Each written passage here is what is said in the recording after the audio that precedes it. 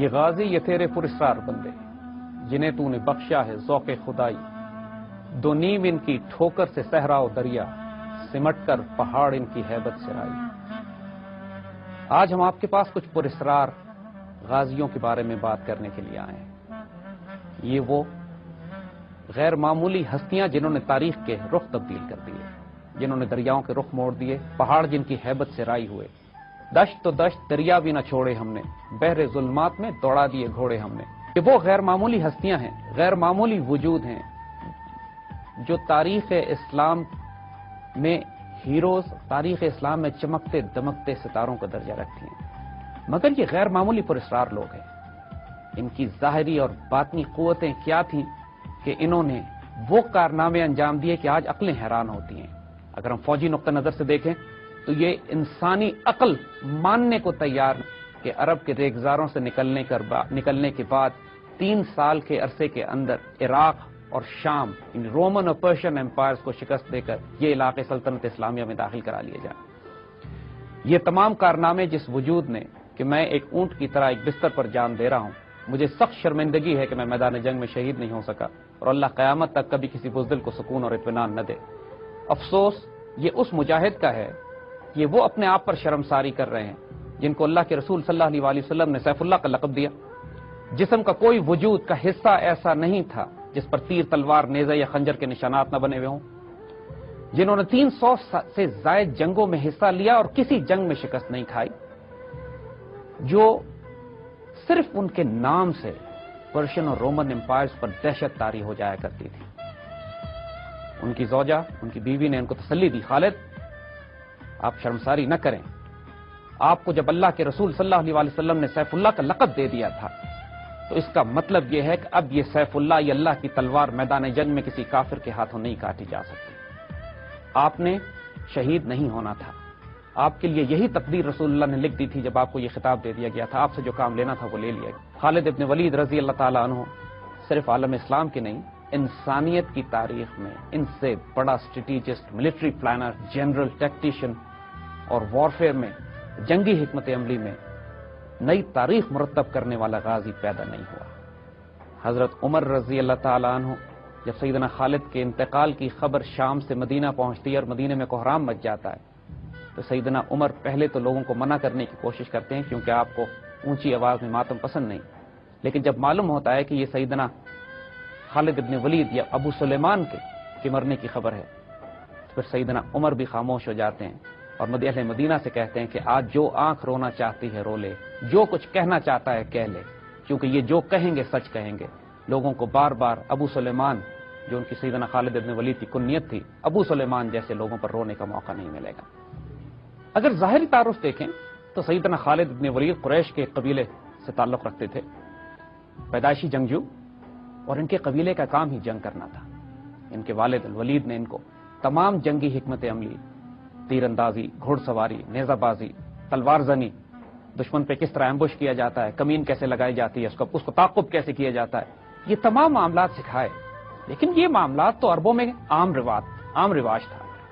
ہر عرب جنگجو یہ سارے علوم سیکھتا تھا۔ تو وہ کیا راز تھا کہ ایک قریش کا ایک جنگجو اس قدر بابرکت ہو گیا کہ رسول اللہ صلی اللہ علیہ وسلم نے ان کو سیف اللہ کا لقب دیا اور انہوں نے رومن اور پرشین امپائرز کے پرخچے اڑا دیے 3 سال کے مختصر عرصے میں۔ جہاں سیدنا خالد ابن ولید رضی اللہ تعالیٰ عنہ کی جنگی حکمت عملی بلا شک و شبہ اس سے بہتر حکمت عملی ڈیولپ نہیں کی جا سکتی تھی میدان جنگ میں، اس کا ایک اور پہلو بھی تھا۔ ایک مرتبہ حج کے موقع پر حضور صلی اللہ علیہ وسلم نے اپنے بال ترشوائے تو سیدنا خالد ابن ولید نے وہ بال اٹھا لیے۔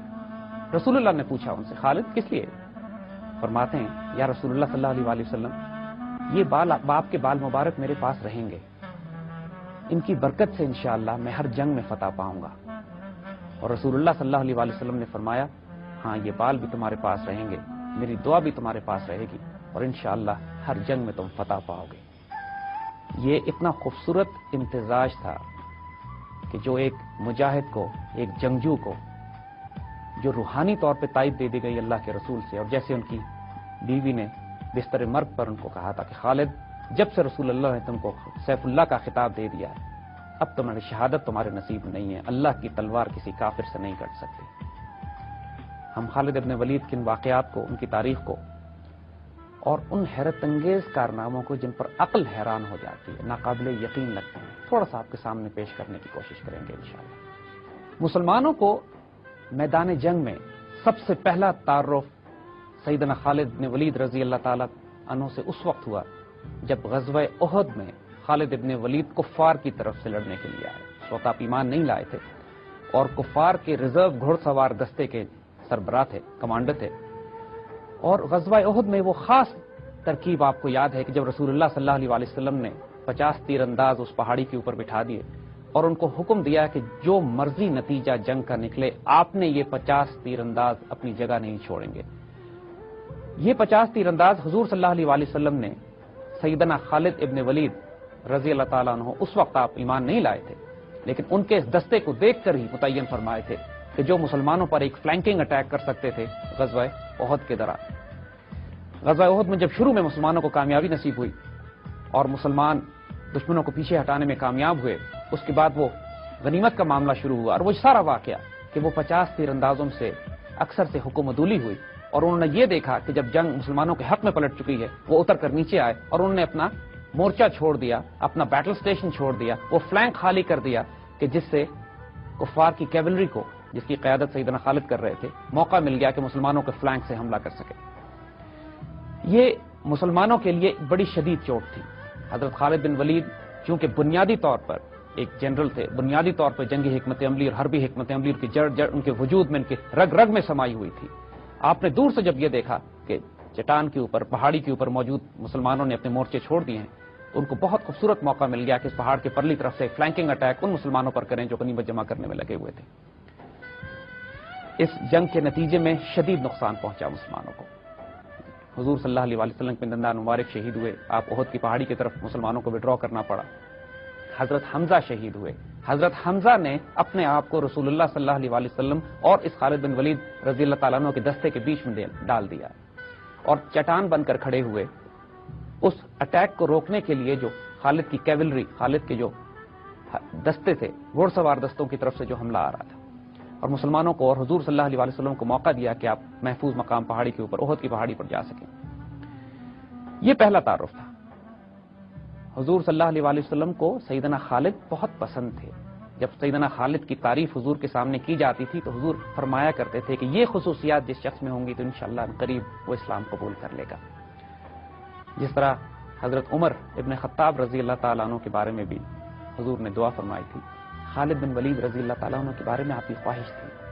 کیونکہ ان صلاحیتوں کا مجاہد، ان صلاحیتوں کے جنگجو اور جاں باز۔ اور جب یہی ہوا کہ احد کے بعد کچھ عرصے کے بعد حضرت خالد بن ولید رضی اللہ تعالیٰ عنہ 2-3 صحابہ کے ساتھ، 2-3 جو اس وقت کافر تھے ان کے ساتھ، اور بڑے اعلیٰ نسل کے لوگ، اعلیٰ نسب کے لوگ جب حضور کے پاس تشریف لائے اور اسلام قبول کیا تو حضور نے بہت خوشی سے اعلان فرمایا کہ اے لوگو، مکہ نے اپنے جگر گوشے تمہارے دامن میں ڈال دیے ہیں۔ یعنی یہ وہ وقت تھا کہ اب ماشاءاللہ مسلمانوں کے پاس خالد ابن ولید رضی اللہ تعالیٰ عنہ بن کر اس قوت اور طاقت کے ساتھ حاضر ہوتے کہ جو اللہ تعالیٰ نے اس وجود میں ڈالی تھی، اور وہ فیض ان کو ملنا شروع ہوا کہ جس کے بعد یہ سیف اللہ بننے کی طرف چلے۔ خالد بن ولید نے حضور صلی اللہ علیہ وسلم سے فرمایا کہ جو غلطیاں اور کوتاہیاں اور گناہ مجھ سے پہلے ہوئی ہیں ان کی مغفرت میں طلب کرتا ہوں اللہ سے۔ حضور نے بشارت دی تمہارے سارے پچھلے گناہ معاف کر دیے گئے، اور اب انشاءاللہ اس کے بعد سیدنا خالد نے عہد کیا کہ اب حضور صلی اللہ علیہ وسلم کی ہم رکابی میں یہ تلوار ان کی بے نیام ہوگی جو اللہ اور اس کے رسول صلی اللہ علیہ وسلم کی حفاظت میں اور اس دین کی سربلندی کے لیے، اور اس میں کوئی شبے کی بات نہیں ہے کہ انہوں نے اس کا حق ادا کر دیا۔ سب سے پہلے جو مارکے سیدنا خالد بن ولید نے حضور صلی اللہ علیہ وسلم کے اجازت سے اور حکم سے کیے، اس میں غزوہ جنگ موتا بھی تھی۔ جنگ موتا کے بارے میں بڑا خوبصورت واقعہ آتا ہے کہ حضرت زید بن حارث رضی اللہ تعالیٰ عنہ جب قیادت فرماتے ہیں اس لشکر کی جو جاتا ہے مقابلے کے لیے، تو حضور نے پہلی بشارت دے دی تھی، فرمایا کہ اگر زید شہید ہو جائیں تو جعفر ان کے علم سنبھال لیں، قیادت سنبھالیں، اور جعفر شہید ہو جائیں تو اس کے بعد کوئی دوسرے ان کی قیادت سنبھال لیں اسلامی لشکر کی۔ اور جس وقت اسلامی لشکر دشمن سے متصادم تھا، جنگ موتا کے بعد یہ بات محکم ہو گئی بالکل کہ سیدنا خالد بن ولید رضی اللہ تعالیٰ عنہ اسلامی لشکر کے کمانڈروں کے طور پر ابھر رہے ہیں، ان کو متعین کر دیا گیا۔ فتح مکہ کے موقع پر حضور صلی اللہ علیہ وسلم جب لشکر لے کے مکہ کی طرف چلے اور تمام صحابہ آپ کے ہمرکابی میں تھے، تو سیدنا خالد بن ولید رضی اللہ تعالیٰ عنہ کو بھی دستہ دیا گیا، اور 9 اطراف سے جب مسلمان مکہ میں داخل ہوئے تو 8 اطراف میں جس طرف سے باقی مسلمان فوجیں داخل ہوئی کوئی مزاحمت نہیں ہوئی، کوئی جھڑپ نہیں ہوئی، لیکن سیدنا خالد بن ولید رضی اللہ تعالیٰ عنہ کی طرف سے جو دستہ شامل آیا اس کی ایک جھڑپ ہوئی، کچھ کافر مارے گئے، اور پھر ماشاءاللہ جس فاتحانہ شان سے آپ حضور صلی اللہ علیہ وسلم کے سامنے سے گزرے ہیں، اپنی ذرہ میں، اپنے آرمر میں، اپنے بیٹل گیئر میں، اپنی تلوار پر ہاتھ رکھ کے، تو حضور نے صحابہ سے پوچھا یہ کون ہے؟ صحابہ نے بڑے پیار سے فرمایا کہ خالد ابن ولید رضی اللہ تعالیٰ عنہ، اور پھر حضور نے ان کو بشارت دی سیف اللہ۔ ماشاءاللہ یہ اتنی محکم بشارت ہو چکی تھی کہ خالد ابن ولید رضی اللہ تعالیٰ عنہ کو بھی یقین ہو چکا تھا کہ انشاءاللہ یہ اللہ کی تلوار اب کسی میدان میں شکست نہیں کھائے گی، اور یہ اس غیر معمولی کانفیڈنس کا باعث تھی جس کے واقعات ہم آگے سنائیں گے آپ کو، جو عقل حیران کر دینے والا جرت، دلیری، شجاعت، جس کو ظاہراً جنون کی حد تک کہا جا سکتا ہے، لیکن اس کی وجہ صرف وہ بشارت تھی جو رسول اللہ کی طرف سے ملی تھی۔ دیکھیے سیدنا خالد بن ولید رضی اللہ تعالیٰ عنہ کے بارے میں ایک غیر معمولی بات نوٹ کرنے کی، آپ کے پوٹینشل کو، آپ کی جانبازی کو، آپ کی دلیری کو، آپ کی خود اعتمادی کو، اور آپ کی اس آزاد طبیعت کو حضور صلی اللہ علیہ وآلہ وسلم بہت پسند فرماتے تھے اور اس کو پیٹرنائز کرتے تھے، یعنی ان غلطیوں پر جن پر کسی اور صحابی کو سخت سرزنش کی جاتی ہو، سیدنا خالد بن ولید رضی اللہ تعالیٰ عنہ سے درگزر کر لیا جاتا تھا۔ فتح مکہ کے موقع پر جب جھڑپ ہوئی، کیونکہ حضور نے منع فرمایا تھا کہ کوئی جھڑپ نہیں کرنی، اس کے باوجود بھی جب جھڑپ ہوئی اور سیدنا خالد سے سوال کیا گیا تو انہوں نے فرمایا کہ یا رسول اللہ صلی اللہ علیہ وسلم انہوں نے ہم پر پہلے حملہ کیا تھا، ہمیں مجبور کیا، تو حضور نے بات کو بہت پیار سے ٹال دیا، اچھا جو ہوا سو ہوا۔ سیدنا خالد سے کوئی سرزنش نہیں کی گئی۔ اسی طرح ایک موقع اور بھی آیا بعد میں کہ جب سیدنا خالد کی تلوار سے کچھ ایسے لوگ قتل ہو گئے جن کے بارے میں شک تھا کہ شاید وہ مسلمان ہیں یا نہیں ہیں، جب اس کی اطلاع رسول اللہ صلی اللہ علیہ وسلم کو پہنچی تو آپ کو بہت دکھ ہوا، لیکن سیدنا خالد کو آپ نے کچھ نہیں فرمایا، اور جو لوگ قتل ہوئے تھے ان کو دیت عطا کر دی گئی، ان کو اس کے پیسے بھجوا دیے گئے۔ سیدنا خالد کو بہت کیئرفلی ہینڈل کرنا پڑتا تھا اس سارے معاملات کو۔ ظاہر ہے وہ شخص جو اتنا آزاد ہو، دلیر ہو، شجاع ہو اور اپنی ایک رائے رکھتا ہو، اور پھر اس کو یہ اعتماد ہو کہ اللہ کے رسول اس سے اتنی محبت اور اعتبار کرتے ہیں، تو وہ کسی اور کے قابو میں آنے والے بھی نہیں تھے۔ سیدنا ابوبکر صدیق رضی اللہ تعالیٰ عنہ کو بعد میں بہت احتیاط سے ان کو ہینڈل کرنا پڑا۔ سیدنا عمر چونکہ ان کے دوست تھے، تقریباً ہم عمر تھے، تو آپس میں ان کے ساتھ ان کی بحث مباحثے چلتے تھے، لیکن یہ دوستوں کے تعلقات تھے آپس میں، اس کے باوجود آپس میں ادب، رسپیکٹ، محبت اور پیار ان کا بے انتہا۔ فتح مکہ کے بعد حضور صلی اللہ علیہ وآلہ وسلم کے ہر غزوے میں سیدنا خالد آپ کے ہمرکاب تھے۔ غزوہ حنین کے موقع پر جس کا ذکر قرآن میں بھی آتا ہے کہ جب مسلمان ایک کثیر تعداد کے ساتھ آگے بڑھتے ہیں اور پہاڑوں کے پیچھے سے دشمن مسلمانوں پر تیروں کی بارش کرتا ہے اور شدید نقصان مسلمانوں کو اٹھانا پڑتا ہے، اور ایک موقع تو ایسا آتا ہے کہ حضور صلی اللہ علیہ وآلہ وسلم چند صحابہ کے ساتھ بالکل تنہا رہ جاتے ہیں، اور پھر مسلمانوں کو پکار کر بلاتے ہیں اپنی طرف، اور مسلمان ری گروپ کرتے ہیں، دوبارہ ری آرگنائز کرتے ہیں اور کاؤنٹر اٹیک کرتے ہیں، اور اللہ پھر مسلمانوں کو فتح دیتا ہے۔ اس جنگ میں خالد ابن ولید بہت بے جگری سے لڑے اور بہت زخمی ہوئے۔ حضور صلی اللہ علیہ وآلہ وسلم بہت عرصے تک آپ کی عیادت فرماتے رہے، آپ کے لیے دعائیں خیر کرتے رہے، اور خالد ابن ولید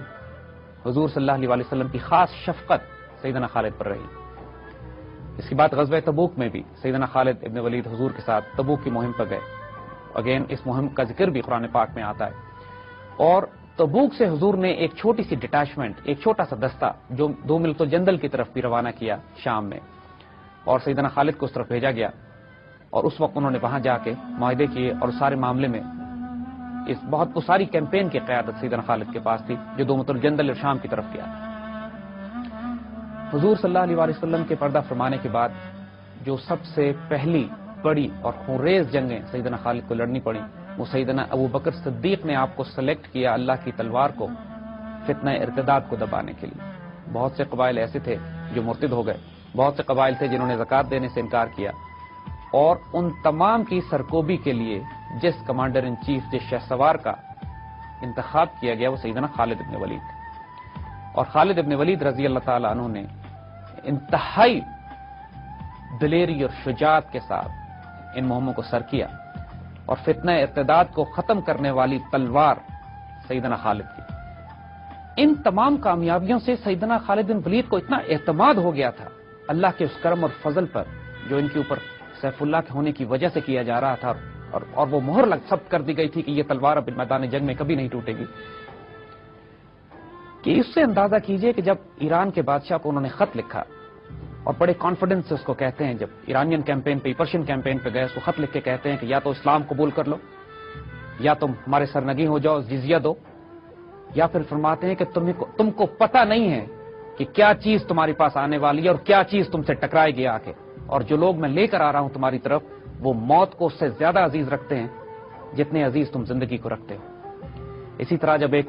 رومن بادشاہ کو، رومن سپاہ سالار کو آپ نے خط لکھا جو کہ بہت قلعوں میں بند کر لیا تھا اس نے اپنے آپ کو، تو بہت کانفیڈنس اور اعتماد سے اس کو لکھتے ہیں کہ اگر تم بادلوں میں بھی چھپ جاؤ جا کے تو اللہ یا تو ہمیں بادلوں میں پہنچا دے گا یا تمہیں اتار کر نیچے ہمارے لیول پر لے آئے گا، پھر ہم تمہارے میدان جنگ میں تمہارا صفایا کریں۔ ان کا غیر معمولی اعتماد، ہم اس کی چند مثالیں صرف آپ کو دیں گے۔ میدان جنگ میں سیدنا خالد بن ولید کو ان کے نعرے سے پہچانا جاتا تھا۔ ان کا جو جنگی نعرہ تھا وہ یہ تھا کہ میں ایک غیرت مند جنگجو ہوں، میں اللہ کی تلوار ہوں، میں خالد بن ولید ہوں۔ یہ اعتماد ان کا جو دشمن پہ دہشت طاری کر دیا کرتا تھا۔ اسی طرح ایک واقعے میں ایک رومن جاسوس، ایک رومن قاصد آتا ہے ان کے پاس اور سیدنا خالد بن ولید رضی اللہ تعالیٰ عنہ سے کوشش کرتا ہے ان کو جھوٹ بول کے، دھوکہ دے کے ایک پھندے میں پھنسانے کی، ایک پلان پیش کرتا ہے جو کہ جھوٹا ہوتا ہے۔ خالد بن ولید صرف اس کی آنکھوں میں آنکھیں ڈال کر دیکھتے ہیں اور پوچھتے ہیں کیا تم سچ کہہ رہے ہو، اور اس شخص کی روح فنا ہو جاتی ہے۔ جب مرتدین کی سرکوبی ہو گئی تو حضرت ابو بکر صدیق رضی اللہ تعالیٰ عنہ کی نگاہ ایران کی طرف پڑی، عراق کی طرف پڑی، اور آپ نے اس مہم کے لیے سیدنا خالد بن ولید رضی اللہ تعالیٰ عنہ کو سلیکٹ کیا۔ مسلمانوں کو یہ بشارت پہلے مل چکی تھی کہ مسلمان پرشین اور رومن امپائرز کو کیپچر کریں گے۔ آپ کو سراقہ والی حدیث یاد ہوگی کہ جب حضور صلی اللہ علیہ وسلم ہجرت فرما رہے تھے اور ہجرت فرماتے سیدنا ابو بکر صدیق کے ساتھ جو پیچھے سے ان کو گرفتار کرنے کے لیے سراقہ اپنے گھوڑے پر آئے تھے، تو سراقہ کو حضور نے بشارت دی تھی کہ سراقہ تمہارا کیا حال ہوگا جب کسرا کے کنگن تمہارے ہاتھوں میں ہوں گے، جب ایرانی بادشاہ کے کنگن تو پہنے ہوگے، اور سیدنا ابو بکر صدیق شاہد تھے اس بشارت کے۔ تو جب آپ کو خلافت دی گئی، جب سیدنا ابو بکر صدیق کی خلافت ہوئی، تو سب سے پہلی مہم جو جزیرت العرب سے باہر آپ نے لانچ کی وہ کسرا کے خلاف تھی، کسرا کے کنگنوں کے خلاف تھی کہ جو آنے تھے اور سراقہ کے ہاتھ میں پہننے تھے، اور اس کے لیے جس تلوار کو منتخب کیا گیا وہ سیدنا خالد بن ولید۔ دیکھیں، اس سے پہلے کہ ہم حضرت خالد بن ولید رضی اللہ تعالیٰ عنہ کی ملٹری کیمپینز کے بارے میں بات کریں، ان کی ملٹری اسٹریٹجی اور ٹیکٹکس کے بارے میں بات کریں، تھوڑا سا ہم سائیکولوجیکل ڈائمینشن پہ بات کریں۔ جو ان کو اعتماد تھا، جو کانفیڈنس تھا، وہ کچھ سائیکولوجیکل اور اسپرچول باتوں کی وجہ سے تھا، اپنی ملٹری پلاننگ کی وجہ سے نہیں۔ یہ بات جیسے ہم پہلے کر چکے ہیں کہ حضور صلی اللہ علیہ وآلہ وسلم نے ہجرت کے موقع پر بشارت دے دی تھی مسلمانوں کو کہ ایران اور روم مسلمان فتح کر لیں گے۔ یہ بشارت جب آپ کو پہلے دے دی جائے کہ ایران تو آپ نے فتح ہر حال میں کرنا ہی ہے، نتیجہ پہلے بتا دیا گیا ہے۔ اس کے بعد سیدنا خالد بن ولید کو سیف اللہ کا لقب دے دیا گیا، یعنی یہ وہ تلوار کی جو اب میدان جنگ میں تو ٹوٹ نہیں سکتی۔ اور پھر سیدنا خالد بن ولید رضی اللہ تعالیٰ عنہ نے حضور کے کچھ بوئے مبارک، کچھ بال، جس طرح پہلے ذکر ہوا، اپنی ٹوپی میں سی لیے، اور اپنے آہنی خود کے نیچے وہ ٹوپی آپ ہمیشہ پہنا کرتے تھے۔ جنگ یرموک میں آگے جس کا ہم ذکر کریں گے، ایک واقعہ ایسا آتا ہے کہ میدان جنگ میں حضرت خالد بن ولید لڑائی روک کر لاشوں کے بیچ میں سے کچھ تلاش کرنے لگے، اور پھر بلکہ وہاں سے پیچھے ہٹنا پڑا کیونکہ وہاں رومنز آ گئے۔ تو خالد بن ولید رضی اللہ تعالیٰ عنہ نے مسلمانوں کے ایک دستے کو جمع کیا، کاؤنٹر اٹیک کیا، اس جگہ سے رومنز کو ہٹایا اور تلاش کر کے اپنی ٹوپی اٹھائی۔ بعد میں لوگوں نے اعتراض بھی کیا کہ آپ نے ٹوپی کی خاطر کوئی جانیں ضائع کروا دی، تو فرماتے ہیں کہ یہ ٹوپی نہیں ہے، یہ میری طاقت کا سرچشمہ ہے، کیونکہ اس میں رسول اللہ صلی اللہ علیہ وآلہ وسلم کے بال مبارک پروئے ہوئے میں نے۔ دیکھیے، حضرت خالد بن ولید کا یہی کانفیڈنس تھا، یا عام انٹلیکٹ میں اس کو اوور کانفیڈنس کہیں گے، کہ ایک مرتبہ جب ایرانی سپاہ سالار کے ساتھ ان کی نیگوسیشنز ہو رہی تھیں جنگ شروع ہونے سے پہلے، تو اس ایرانی سپاہ سالار نے ان سے کہا کہ آپ ہم سے کیوں لڑتے ہیں، ہماری تلواروں میں تو ایسا زہر بجھا ہوا ہے، ایسا زہر لگا ہوا ہے کہ جو جسم کو بھی چھو جائے تو اس کو گلا کے خراب کر دے گا۔ تو سیدنا خالد بن ولید نے وہ زہر کی شیشی لی اور یہ مشہور دعا پڑھی، بسم اللہ الذی لا یضر مع اسمہ شیء فی الارض ولا فی السماء وہو السمیع العلیم، اور زہر پی گئے۔ اور آپ کو کچھ نہیں ہوا، کیونکہ آپ کو یقین تھا کہ جو کام آپ سے لینا ہے وہ لیا جائے گا، جو اللہ کی تلوار ہے کافروں کے ہاتھ ٹوٹے گی نہیں، اور رسول اللہ صلی اللہ علیہ وسلم کے وہ بال مبارک کی برکت جس کو آپ اپنے وجود کے ساتھ جوڑ کر رکھتے تھے. بہت آگے جا کے ایک مرتبہ سیدنا خالد بن ولید رضی اللہ عنہ کو بڑی تکلیف اٹھانی پڑی کسی معاملے پہ، تو آپ نے اس کی دلیل بھی یہی دی کہ آج یہ تکلیف مجھے اس لیے ہوئی ہے کہ آج رسول اللہ کے بال میرے سر پہ نہیں. تو خود یہ بات بالکل واضح ہے کہ جہاں جنگی حکمت عملی اور پلاننگ وہ کرتے تھے اس میں کانفیڈنس یا اوور کانفیڈنس یا ڈیئر ڈیول کانسیپٹ جو تھا وہ اس یقین اور اعتماد کی وجہ سے تھا جو ان کو روحانی طور پر دیا گیا تھا. یہ بہت امپورٹنٹ ایلیمنٹ ہے سمجھنے کے لیے کہ فزیکل ورلڈ میں، فزیکل پلاننگ میں، فزیکل اسٹریٹجی بلڈ کرنے میں جب اسپرچول کنٹینٹ شامل ہو جاتا ہے، جب روحانی کنٹینٹ شامل ہو جاتا ہے تو وہ غیر معمولی قوتیں جنم لیتی ہیں کہ جو انسان کی عقلیں حیران ہوتی ہیں، انسانی طاقت سے باہر ہوتی ہیں، وہ ویسے کارنامے انجام دیے جاتے ہیں. اس کی سینکڑوں مثالیں اسلامی تاریخ میں ہیں اور انشاءاللہ ان پروگراموں میں ہم آگے ان کو کور کرنے کی کوشش بھی کریں گے. سیدنا خالد بن ولید کی جو جنگی اسٹریٹجی جو وہ آن گراؤنڈ ڈپلوائے کرتے تھے وہ بڑی روتھلیس تھی. پہلی بات کہ وہ ہلکا ہاتھ رکھنے پہ تو یقین ہی نہیں رکھتے تھے، جب ان سے جھڑپ ہوتی تھی تو خریز ہوتی تھی. وہ اس معاملے میں پورا اعتماد، پورا یقین رکھتے تھے کہ یا تو نیگوسیشنز اور بات چیت کے ذریعے معاملہ طے ہو جائے، جب تلوار نکالنی پڑے تو پھر زمین دشمنوں کے خون سے سرخ ہونی چاہیے. اور ایسے اتنے واقعات ہیں. ایک مرتبہ جب مشکل حالات تھے جنگ میں تو آپ نے اللہ سے وعدہ کیا کہ جتنے دشمن پکڑے جائیں گے ان کو اسی جگہ لا کر ذبح کریں گے، اور نتیجہ یہ ہوا کہ تمام دشمن جو میدان جنگ سے بھاگ کے کئی میل دور چلے گئے تھے، انہوں نے اپنے کیولری دستے ان کے پیچھے بھیج کر ان تمام دشمنوں کو واپس لائے، اور جس جگہ وعدہ کیا تھا کہ ان کو قتل کیا جائے گا، کیونکہ وعدہ آپ نے کیا تھا کہ میں دریا کو ان کے خون سے سرخ کر دوں گا، اور دریا کو پھر ان کے خون سے سرخ کیا گیا. یہ بھی عراق کیمپین میں ہوا. 70,000 لوگ سیدنا خالد بن ولید نے ایک جنگ میں قتل کیے. اسی طرح جنگ ذات سلاسل ایک بہت مشہور عراق کیمپین کی جنگ ہے جس میں ایرانیوں نے اپنے آپ کو زنجیروں سے باندھ لیا تھا، اور ایرانی ہاتھی اور ان کا آرمر اور ان کا اس زمانے کے سپر پاور کے جو تمام مال و اسباب ہوتے ہیں. لیکن بڑی بڑی فوجیں جو امپائرز کی تھیں ان کی جو سب سے بڑی خامی یہ تھی کہ وہ چلنے میں بہت آہستہ تھیں، بہت سست روی سے حرکت کرتی تھی. اور خالد بن ولید رضی اللہ تعالیٰ عنہ کو جو غیر معمولی کارنامے ہوتے تھے وہ یہ کہ آپ اتنی تیز رفتاری سے مسلمان فوج حرکت کرتی تھی کہ اس کی صرف ایک مثال دینا کافی ہے کہ ایک مرتبہ ایک مسلمان کمانڈر نے سیدنا خالد بن ولید کو خط لکھا کہ میں دشمن کے ساتھ برسر پیکار ہوں، مجھے آپ کی مدد کی ضرورت ہے. سیدنا خالد بن ولید نے اسی قاصد کو خط دے کے بھیجا کہ جاؤ اس کمانڈر سے کہو کہ میں تمہاری مدد کے لیے پہنچ رہا ہوں. اور جب وہ قاصد بجلی کی رفتار سے پہنچا ہے واپس اس کمانڈر کے پاس، اور اس کمانڈر نے خط کھول کے پڑھا ہے اور سر اٹھایا ہے، تو افق پر خالد بن ولید کی فوج نظر آ رہی تھی. یعنی اس قاصد کے لٹرلی اس کی گرد بھی نہیں بیٹھی تھی اس کے گھوڑے کی کہ خالد موو کر چکے تھے. اگر آپ خالد کی فوج میں ہیں تو آرام آپ کے لیے نہیں ہے. اگر آپ سیدنا خالد کے کیولری میں ہیں، ان کے دستوں میں ہیں، تو آپ کا آرام صرف گھوڑے کی پشت پہ ہے. وہ آپ ایک گاؤں پر حملہ کرنے کے لیے جاتے، ایک شہر پہ حملہ کرنے کے لیے جاتے، دشمن اپنی فوجیں اس طرف لے کے جاتا، آپ رخ تبدیل کر کے اس شہر پہ حملہ کر دیتے جو خالی ہوتا. اور یہ ممکن ہی نہیں تھا دشمن کی فوجوں کے لیے اتنی ہائی موبلٹی کے ساتھ جو ملٹری مینوورز ہو رہے ہیں ان کے ساتھ ان کا مقابلہ کر سکتا. دشمن اپنی فوجیں اس طرف لے کے جاتا، آپ رخ تبدیل کر کے اس شہر پہ حملہ کر دیتے جو خالی ہوتا. اور یہ ممکن ہی نہیں تھا دشمن کی فوجوں کے لیے اتنی ہائی موبلٹی کے ساتھ جو ملٹری مینوورز ہو رہے ہیں ان کے ساتھ ان کا مقابلہ کر سکتا. آج کل کی جنگی حکمت عملی میں بھی جو موبائل کیولری ہے، جو مینووربلٹی ہے، یہ صلاحیت فوجوں میں کہ کتنی تیزی سے ایک فوج ایک جگہ سے حرکت کر کے دوسری جگہ جا سکتی ہے، فیصلہ کن قوت رکھتی ہے، فیصلہ کن طاقت رکھتی ہے. جیسے عرض کیا روتھلیسنس، جب جنگ میں جاتے تھے ایک دفعہ تو جب تک دشمن کو بالکل کچل نہیں دیتے تھے، کسی کو اس قابل نہیں چھوڑتے تھے کہ وہ دوسری فوج سے مل کر دوبارہ ان کے خلاف کوئی مزاحمت کر سکے. جاسوسوں کا نظام ایسا تھا کہ پورے عراق میں کوئی فوج دشمن کی کہیں حرکت کرتی تھی سیدنا خالد بن ولید کو اس کی اطلاع پہنچتی تھی. رسد کا نظام ایسا تھا کہ پورے ملک میں جہاں مسلمان فوج موو کرتی تھی رسد اور سپلائز کی کوئی کمی ان کے پاس نہیں رہتی. یعنی لاجسٹکس، ان کی ایسپیناج، کاؤنٹر انٹیلیجنس، ان کی موبلٹی، جو جنگی حکمت عملی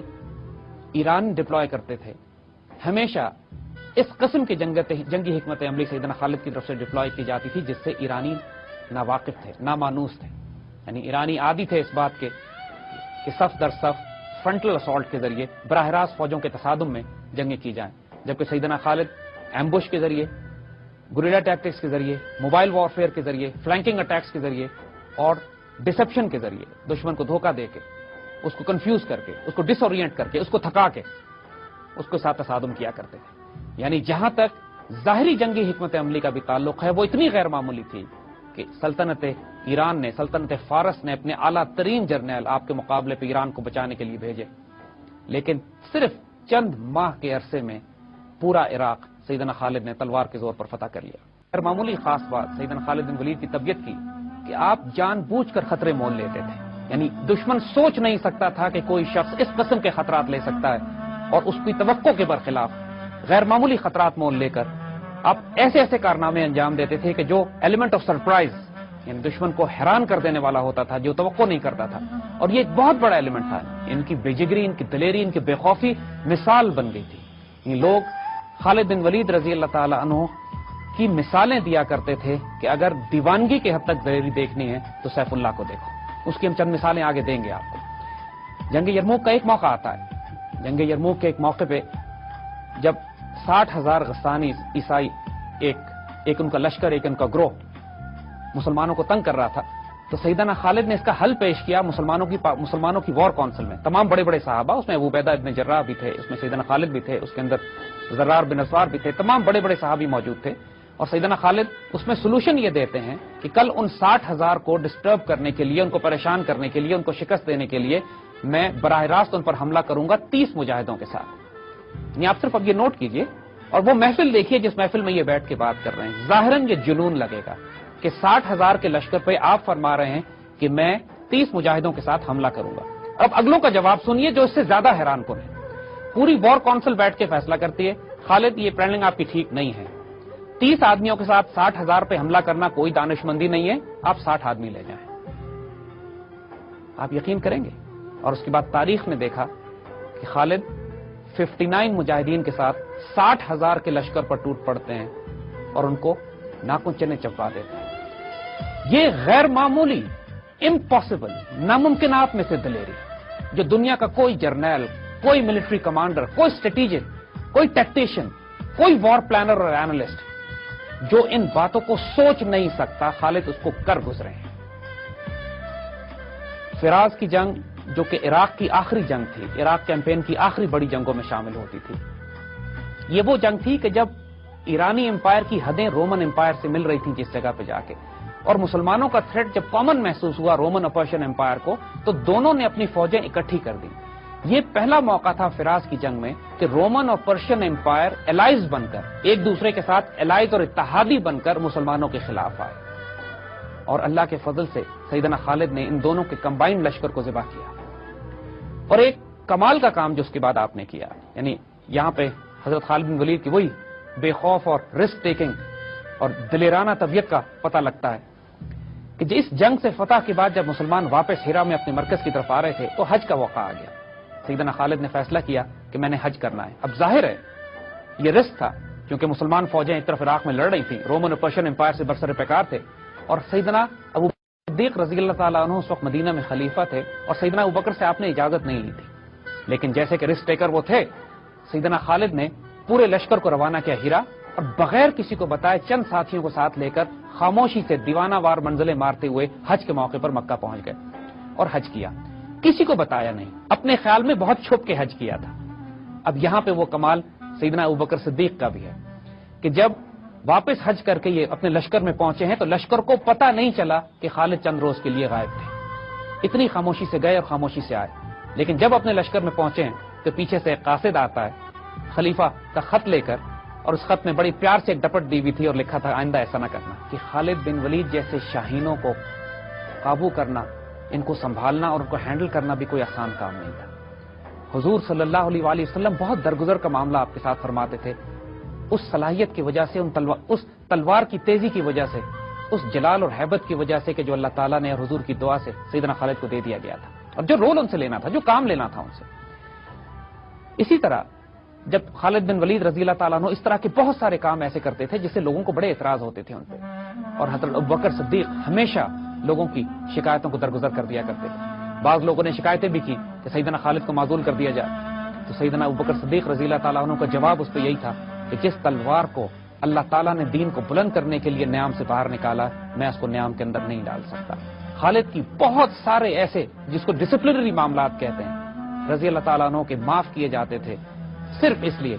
کہ ان کا جلال، ان کا جمال، ان کی شجاعت، ان کی دلیری اور ان کا کانفیڈنس اس طرح کا تھا۔ اور جتنی بڑی مہم درکار تھی، دیکھیے جتنا بڑا مشن ہوتا ہے، جتنی بڑے مہم ہوتی ہے، جتنا بڑا چیلنج ہوتا ہے، اتنا ہی جنونی اور اتنا ہی دیوانہ کمانڈر بھی چاہیے ہوتا ہے۔ یہی وہ فرق ہے عام کمانڈر میں اور ایک عظیم کمانڈر میں۔ یہی فرق ہے کہ عام جرنیل میں اور خالد ابن ولید میں، کہ خالد ابن ولید نہ صرف طبیعتاً ایک عشق اور دیوانگی کی حد تک اللہ اور اس کے رسول سے پیار کرنے والے تھے، بلکہ ان کو غیر معمولی طور پر روحانی تائید حاصل تھی اللہ کے رسول صلی اللہ علیہ وسلم کی طرف سے۔ اور تیسرا، وہ اس قدر دلیر اور پر اعتماد مجاہد تھے کہ وہ ذات کی جو ان کی خوبی اور خیر تھا، اس کو جب روحانی طور پر اور جنگی حکمت عملی کے لحاظ سے ان صلاحیتوں کے حساب سے وہ مدد مل گئی تمام، تو وہ پھر وہ سیف اللہ بنے، وہ خالد ابن ولید بنے جس نے تاریخ کا پانسا پلٹ کے رکھ دیا۔ عراق کی فتح کے بعد جب سیدنا ابوبکر صدیق کو خوشخبریاں پہنچی ہیں مدینے میں، تو آپ نے مدینے میں اعلان کروایا مدینے والوں کو کہ مبارک ہو، تمہارے شیر نے ایرانی شیروں کو زیر کر لیا اور مائیں قیامت تک اب خالد جیسا بیٹا پیدا نہیں کر سکتی۔ یہ عراقی کیمپین کے بعد سیدنا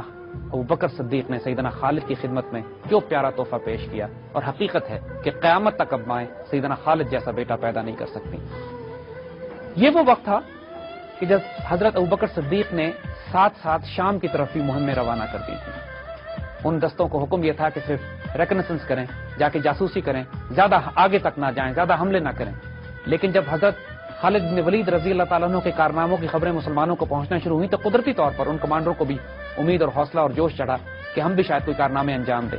نتیجہ یہ ہوا کہ مسلمانوں کے وہ دستے جو شام میں گئے تھے وہ رومنز کے گھیرے میں آ گئے۔ شام اس وقت رومن بائزنٹائن امپائر کا صوبہ تھا۔ بائزنٹائن امپائر جس کا مرکز کانسٹینٹینوپل قسطنطنیہ تھا، جس کی بشارت بھی حضور صلی اللہ علیہ وسلم دے چکے تھے، لتفتحن القسطنطنیہ فنعم الامیر امیرھا فنعم الجیش ذالک الجیش، کہ قسطنطنیہ بھی لازماً فتح ہوگا، اور جو فوج اس کو فتح کرے گی وہ جنتی ہے، اور جو امیر اس کو فتح کرے گا وہ جنتی ہے۔ تو قدرتی طور پر مسلمانوں میں جس طرح کسرا کے تباہ ہونے کی خبر حضور دے چکے تھے اور مسلمانوں کو ایمان کی حد تک یقین تھا کہ ایران پر مسلمان قبضہ کریں گے، اسی طرح مسلمانوں کو ایمان کی حد تک یقین تھا کہ رومن امپائر کو بھی مسلمان کیپچر کریں گے۔ اور سیدنا ابوبکر صدیق نے اسی لیے دونوں طرف لشکر روانہ کیے تھے۔ خالد اس وقت عراق میں تھے، اور عراق سے جب وہ مسلمان کہ جو شام گئے تھے اور گھیرے میں آ گئے اور ان کو مدد کی ضرورت پڑی، تو سیدنا ابوبکر صدیق نے ایک خط لکھا سیدنا خالد کو اور ان کو حکم دیا کہ فوراً ان مجاہدین کی مدد کے لیے عراق کا محاذ دوسرے صحابہ کے حوالے کریں۔ اور اب شام کی مہم سیدنا خالد کو دی جا رہی تھی۔